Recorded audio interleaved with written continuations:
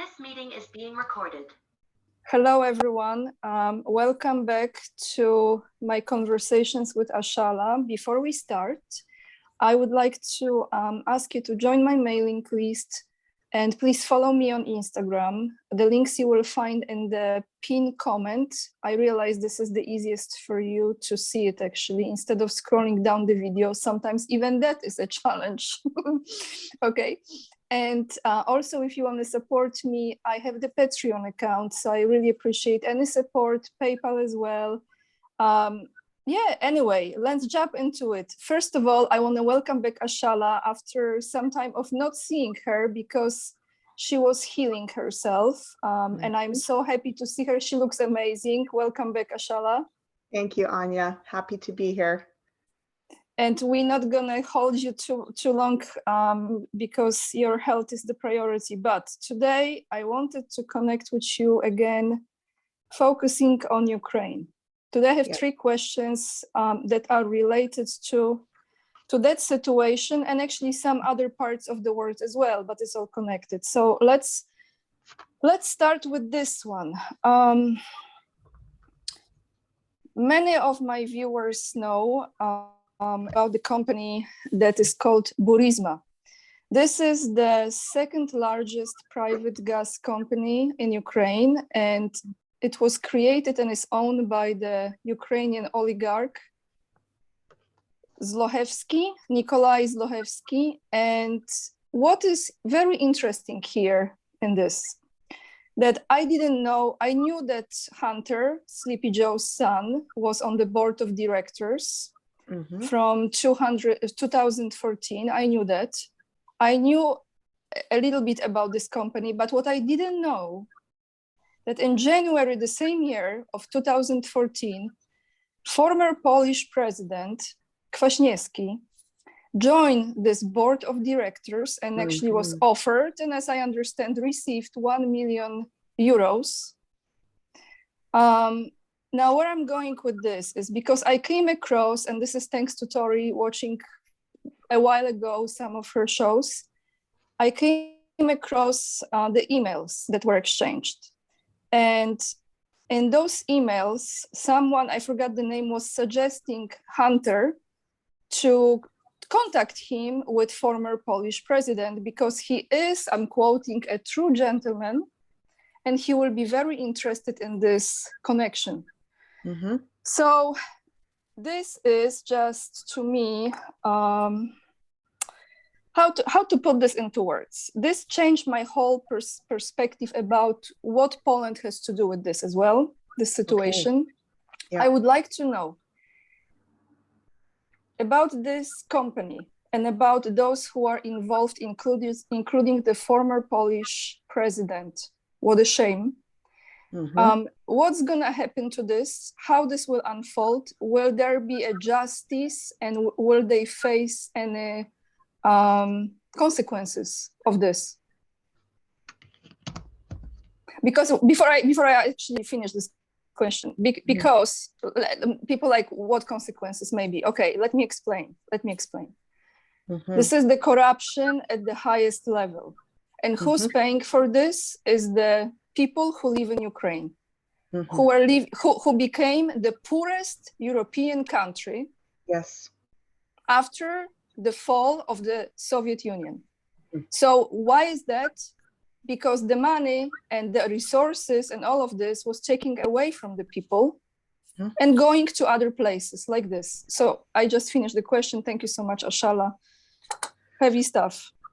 Yeah, definitely. So say the actual Burisma. Yeah. Okay. And give me your actual question just in one sentence. What will happen to this information now that's coming out about this corruption with this? How this will unfold with this company? Will those directors face any judgment? You know, will they be brought to justice? That's what I want to ask. Okay. So it does open a big ball of wax that I can see here. So I guess I want to say the short answer is I would think not for some time, but in the bigger picture of things, the justice is really feels like it has to do with almost like the infighting between these different groups, and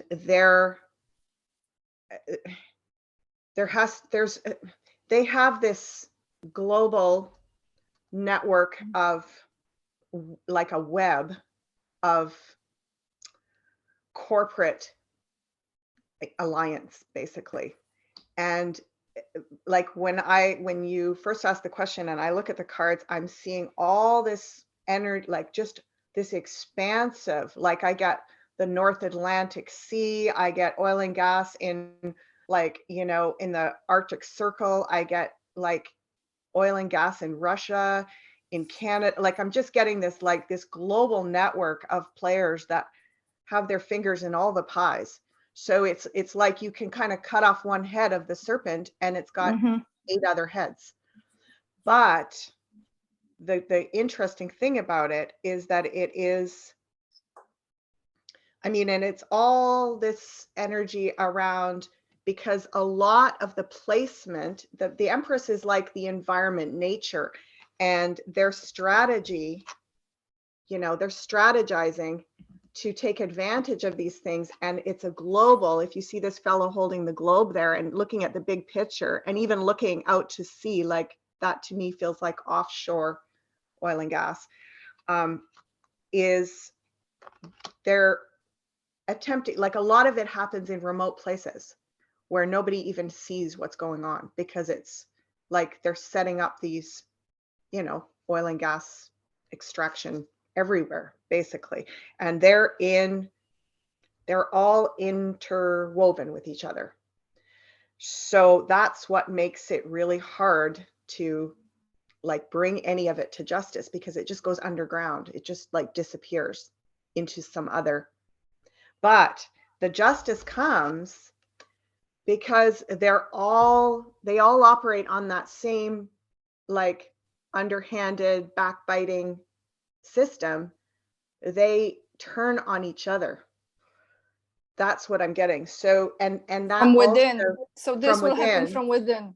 it'll happen from within. And there's also beautifully outside players that are part of the alliance that are cleaning this up.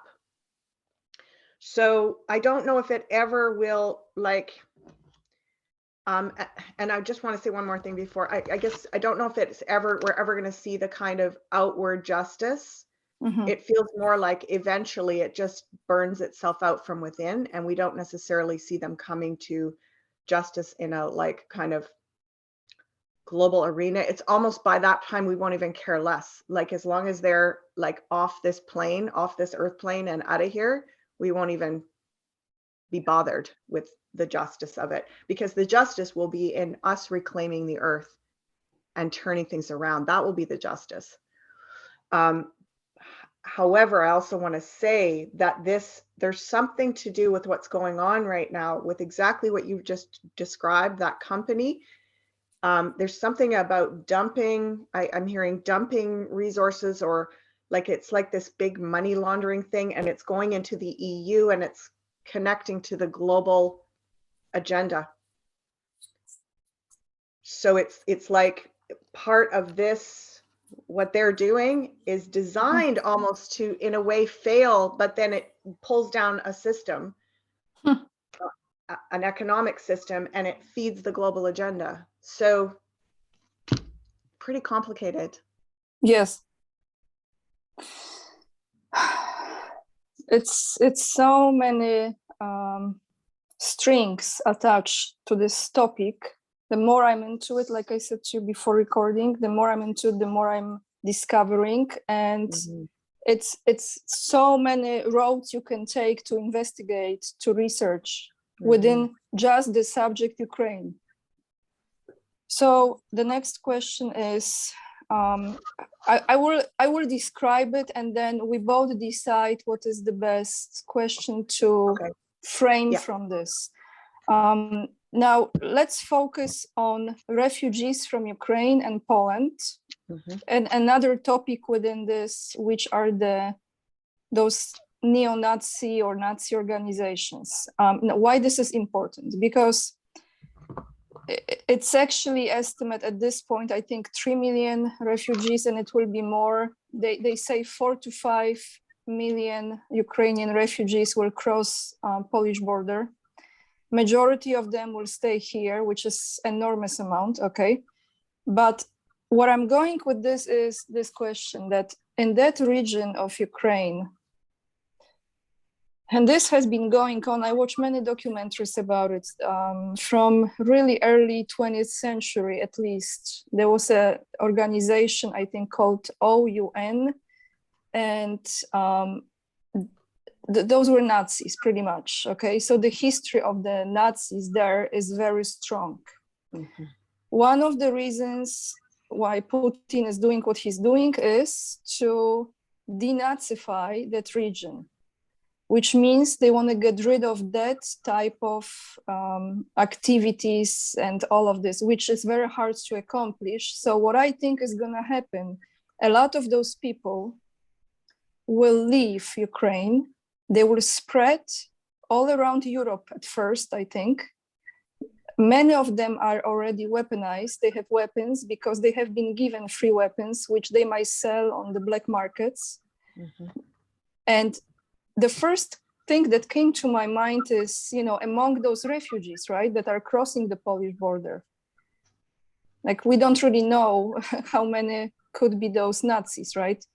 I want to know how this will unfold, how safe Poland is in this situation, and will there be ever a situation that because of that massive migration of those organizations, there will be another threat created from different pockets of Europe? I know this is very complex, but I was trying to explain, Ashala, you know, what I mean, because the refugees are connected with this motion now, right? With this movement. So how this will be with those, with the safety? Let's start with the percentage of them that are from that Nazi organization. Let's start with that.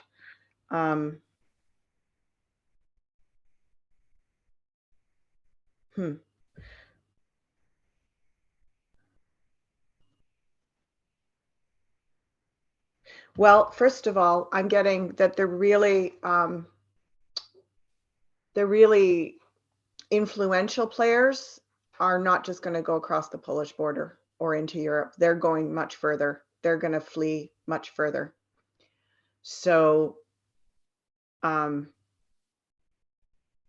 yeah, very interesting, because it feels like even within their groups, there's a lot of different hierarchies, and it's because there's all these swords cards here. Look at some of those. So what that is showing me is that on one hand, like I said, I feel like the ones that are most dangerous are going to go further away. They're not just going to go into Europe. I'm trying to get a sense of where they might go, but it's very interesting because you know, a lot of this has to do with these old ideologies about nationalism, about pride, and also a lot about the military industrial complex. And those kinds of things are actually in their end. They're coming to an end. So even if, like, it's almost like what we need to do, instead of bracing ourselves for, you know, this wave that could be very disruptive and, you know, damaging, it feels like we need to send energy to that military industrial complex, particularly to the men involved in this, and send this energy of shifting that focus, that is going to be a way to solve anything. Like we're really coming to the final kind of frontier of even people who are extremely traumatized and have been trained in this way and brainwashed, there is a deeper sense of a human activation happening right now. And it's like we're appealing to, I gotta say, we're appealing to the healthy masculine. We're appealing to something that's going to clear. So I guess the two answers so far are that on the one hand, the most dangerous ones are not going to Poland or spreading just into Europe. They're going further, and that could be South America again, for example, somewhere like that, or Antarctica. And then I also get that there's going to be a tremendous amount of healing, and that instead of looking at this like from a fear-based place, to see it as an opportunity to almost rehabilitate that kind of mentality. So I'm wondering how that lands for you being in Poland, Anya, because I can understand that what you're experiencing there is a lot of that old fervor of the militaristic, Well, you know. so as you were saying all of this, I specified more my questions in my mind. So now that type of ideology, it's so deeply rooted. And if one is brought or trained to be like that, because that's a form of training that has been implemented on people deliberately to distract, to create a distraction from within the country. Okay.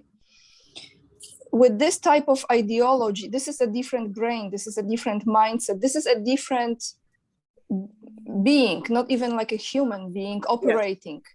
So what I really wanted to know is if they will come and threaten like they did in Ukraine, like Polish villages. Literally, I've been straightforward, because I'm like, if they are moving, you know, Ashala, because Poland and Nazis, we went through so much, okay? Yes. Like it's hard to put into words. Yes. And yeah, even like for me, I was just in Kraków a while ago, and you know, Auschwitz, Birkenau is not far away. Oświęcim, actually. Oświęcim is not too far away. I could never go there. With my being so sensitive, I could never go. Like people go to the museum and they look at things. I can't. But I have such a strong awareness what happened, and I'm like, how this will unfold now if they are crossing the borders, and if like I've got 1, 2, 3, 4, 5, 6, 7 cards here about it. It's not going to go that way, Anya. Okay. It won't go that way. It really, like, we must have faith in where we are collectively as humanity. I'm not saying it's going to be easy. We're going to see ugliness. We're going to see conflict, but I don't see that conflict. A lot of it is projected. A lot of it is like there's threats. So it's how we deal with those threats. It's how, like, it feels like basically what I'm hearing and sensing and looking at here is the bark is worse than the bite. So it's keeping that perspective. And I understand that there's a feeling like, oh no, here we go again. This is a repeat of the old. And that is part of the trick. That is why, I don't know if you're aware of this, but you know, I've been on the truther bandwagon for decades. And I was aware 15, 20 years ago that they were putting out all this, like, massive amounts of Holocaust,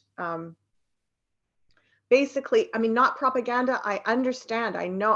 I believe the Holocaust happened, and I understand the depth and the layers of that trauma. I haven't lived in it personally, but I have watched a lot of those things, and like you, I'm extremely sensitive to those stories.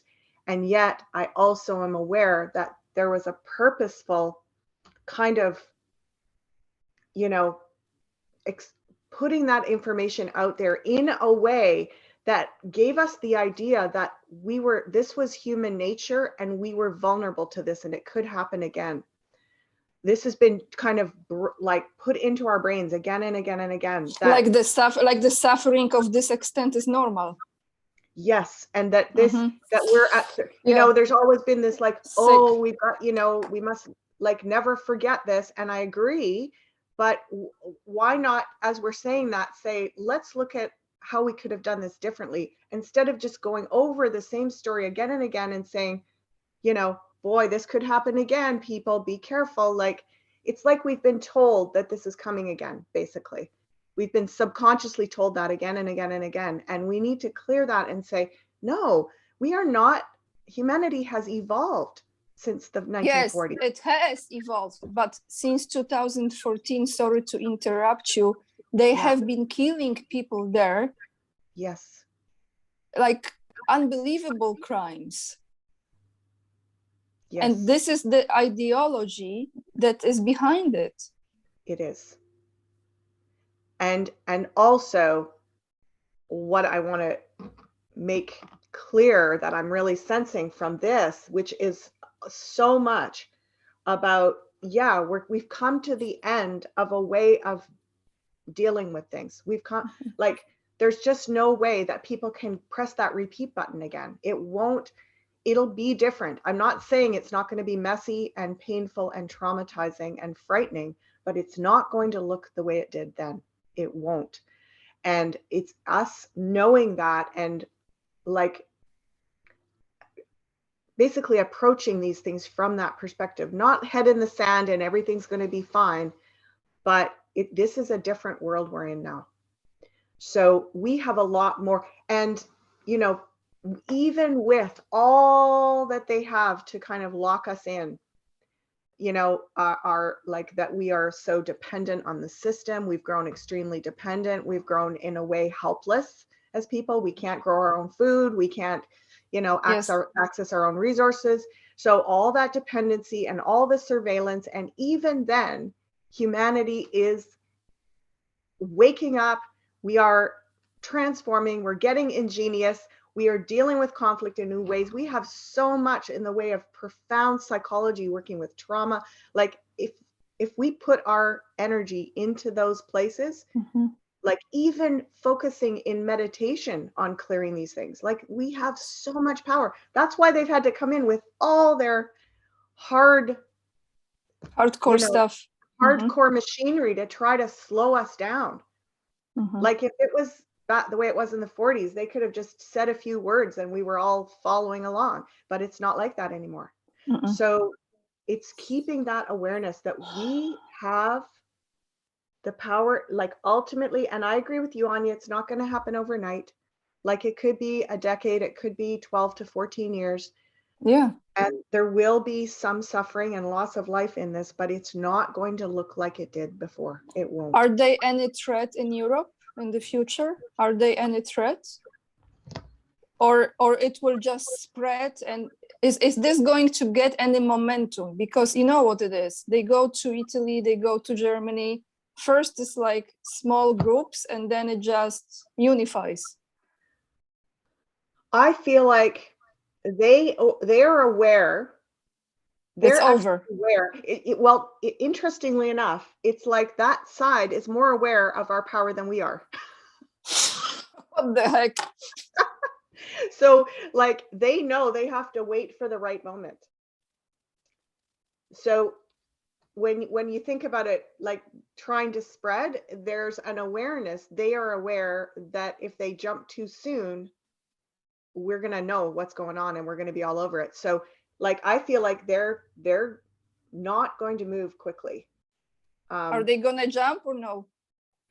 Well, they have a plan to. But it's based on timing. And so we have a lot of power in that equation because they don't see it as being the right climate to do that in right now. And if we can keep that climate unfavorable, you see, it's like they're aware that if they do it in the wrong climate, it's going to backfire. Got it.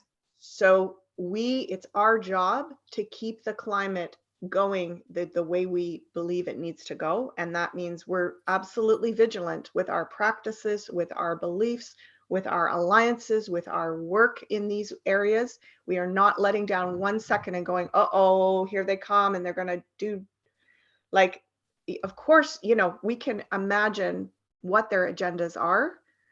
But again, even with Nazi Germany, if you think about it, they had to build that momentum, Yes. as you were Yes. talking about, to create the ideal climate for that to be successful. It's a whole different ballgame now. We are literally activating all over the place and healing and growing, and they're trying to like stomp that out. You know, it's like, just keep it coming, folks. Keep it coming, because, and again, you know, like what we choose to focus on, and I'm not trying to downplay the seriousness of this. I'm saying that it's absolutely serious, and we must focus. We must focus on approaching this differently and basically reclaiming the healthy masculine. Because whether this is women or men or whoever's involved in this, it has to do with the toxic masculinity, which is about taking by force, which is, it's not the masculine is not that way, but the toxic masculine is, and that's what we're feeling collectively right now. So we want to see that we are, it's almost like, it's interesting with this, you know, there's one of them and three of us. And they've got themselves so pumped up and created such a grand illusion of power that the three of us go, oh no, we can't handle them. But we are actually trumping them. We are on top. There's more of us. And the energy of healing, love, creativity, expansion is so powerful and palpable right now that it is going to wash this, cleanse it. It will. And it is work. It's not an easy thing, because every one of us is doing it inside of ourselves. We all have the toxic masculinity inside of us. It's been bred into us. It's been drilled into us. It's been, you know, conditioned into us. So it's us healing that in ourselves. That's a huge part of it, Anya. Look what we're doing, not just this lifetime, but the previous generations. Like literally, this is such a, what we sign up for, Ashala. This is not just our existence in this life, like the scale of the weight and responsibility, because this is the work, like we're working back on the past generations that could not face this way, or maybe didn't win that battle. Okay. You know, I'm seeing this break. I want to just end this part with this, because I see a breaking point with these soldiers, with this military complex. I see the actual men breaking down. I see them having breakdowns, like personal, psychological, emotional breakdowns. Like the program breaks. Like the computer program breaks. Yes. Like it's almost as though, and if you look back into the history of the Nazis and what they did in World War II with their soldiers, like they had them drugged up. They were on like opioids and like I don't know, they had them on drugs, basically speed and stuff. Like to keep them in that mindset, they had to really program them, and they had to really like literally drug them. So, but what I'm saying is, if you think about what's happening in the global scenario with our youth, for example, like people are just having breakdowns, you know, there's a lot of suicide, there's a lot of, like, people are at their personal spiritual breaking point. So even with all that programming and you know the MK, you know what stuff, it's like still the human spirit is like somehow crumbling under that and going, I can't do this, I can't sustain this. Okay, let me ask you here, because I think this is very important, and you are the one I can totally talk to like this. So don't you think, because we are on a very different frequency now, this is almost like when you turn on the radio and then if you are not receptive to certain waves of music or whatever, right? You hear this and it gets on you and you can't. So I feel like they are almost affected by the frequency of the planet. They are affected by the higher energy levels. Yes. Yes. And it's like it's breaking through the programming. So, Okay. Does that mean they're going to suddenly become peace loving, Maybe not. Like, unfortunately, they've chosen that route. It might just take them down. Like, it might just be an internal fracture that's unresolvable. But, I'm sending them love anyway, because that is only going to help whatever their healing journey, whatever the lessons, the karma, like, it's like that little part inside of each of us that is like that. We love that part, and we send them love, because that's going to speed up the breakdown of the programming, basically. Very heavy stuff. Okay, thank you for this, Ashala. But very important, really important. So my last question is about what will be the outcome, final outcome from this situation in Ukraine, and how Ukraine as a land, as a country, will look like after that situation there is over. Mm-hmm.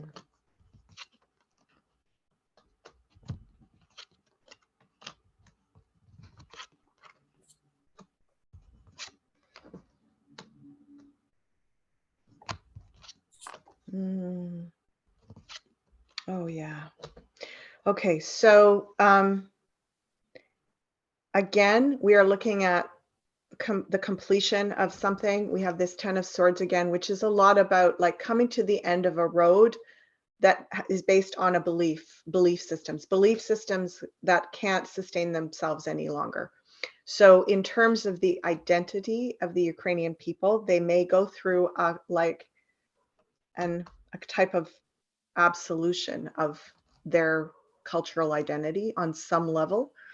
And there may be a period of time where it's kind of like a reset or a rest time where nothing much is happening. But I got the feeling, like when you said, what's the long-term vision? I see a beautiful reclamation of the nature of the land.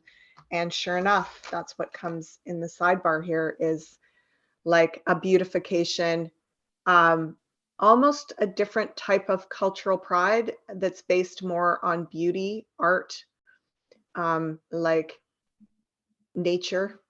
So ultimately, and this could be quite a ways down the road, this could be in terms of more like decades down the road, but it does look like there's a beautiful reclamation of the land and a new expression of the culture that is maybe much more ancient and traditional. Mm-hmm. Yeah. Can I say something here, Ashala, within this? So Ukraine as that land, if people just go into history, and actually that part is not lie, that shows under what influence that land, that region was. That part, Ukraine used to be Polish. Poland owned Ukraine. The kingdom of Poland used to be under Turkish influence. It used to be under Russia influence. So there, and many others. So what happened is the people there, generation after generation, there was that influence coming from different regions and cultures. So it's such a beautiful, prosperous, full and rich of resources land. Mm-hmm. But how to define the identity of that place, right? Because it's has went through so many kingdoms and empires. Mm-hmm. That's what I just want to add, like you said, because it will be like new identity has to be born after all of this. Yes. And I can't help it, the historian and archaeologist in me is excited, because I get that there's going to be more discoveries in the Ukraine that link the culture of the ancient people there. And that is, I'm getting chills all over. It's like that is going to become a huge part of a national identity. It's going, and it's Wow. really like the land. It's almost like the land is saying it's helping us do this clearing work. And it took the energy of the messiness of all of this and just held it so that we can heal it. So the land will reclaim the healing of what, like, it's like we've got to figure out the human part, and then the land will help us restore our sanity, basically, and our humanity. And it will be a beautiful area once again. It will like be a sacred like a land, sacred like a land. tourist destination, right? Like Oh, we go to Greece or Egypt, totally. it will be like this. Yeah, and like a healing place and a place of like Mm. cultural pride for actually a lot of Central Europe. Like you said, because it's not necessarily like just a Ukrainian identity or a Russian identity or, you know, a Turkish identity or a Polish identity. It's actually like it's an ancient civilization identity that all of you in that region are genetically connected to. This is powerful So stuff. But it's Ashala, beautiful. within this question, one more thing, within this very question, because when the situation ends now with this, I mean, can we even see how long it will take? But before that, can I ask you, will Ukraine be divided? So Russia will have some part of it, and then whatever will remain, it will be not part of Russia. It's interesting. I'm actually not really seeing it divided. I'm Okay. seeing it actually more like maybe handed around a little bit. I kind of see it like still in its wholeness, not like cut up into pieces and separated into different. But like maybe. You mean no borders? Okay, I got it. Okay, I understand this. No borders within the country. Yes. Okay. Yes. However, under, for example, a part of it can be under Russia. Yeah, I mean, let me look and see if I get a sense of where, because I'm almost getting it being traded around is what I'm hearing. Like, yeah. That's actually not good, I think. It's not for the short term. It's not for the short term, but in the long term, it does turn out to be a good thing.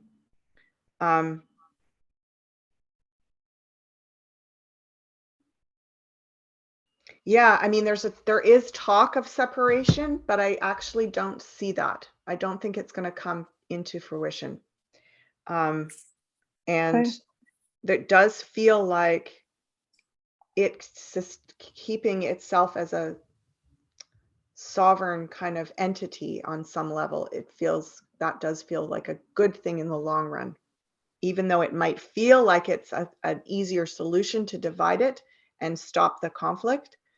I think by that time, the conflict is going to have spread into other, like, I know you mentioned the questions that you're going to ask me next week, and I feel like I'm already kind of going in that direction into the EU and stuff. So we'll save that for next week. But yeah, like thank you. It does feel like this is going to migrate. That's why I separate those questions, because I felt like, yeah. Great. So. Thank you so much, Ashala. Thank you so much for today. Everyone, please check out Ashala's Yardley YouTube channel if you haven't already. Links are down below. If you're interested in contacting Ashala for the reading, personal reading, reach out to Ashala, but I cannot tell you now how she will book you. She will get back to you. Oh no, it's going ahead as usual. I'm booking now into the end of April, but my schedule's fully opened up again. So they just have to go to my website link that you have below, and they can book a reading.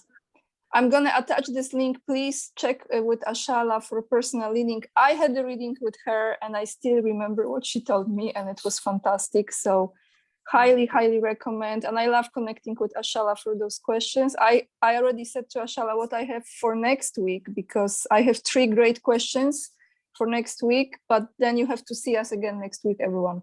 Thank you so much for watching. Lots of love to you. And yeah, let's keep the focus on not repeating the same story again. It's impossible. It's impossible in the climate of the world as we are now for that to happen again. It's impossible. Thank you, Ashala. Lots of love, everyone. Make sure you subscribe, because, you know, shenanigans with YouTube.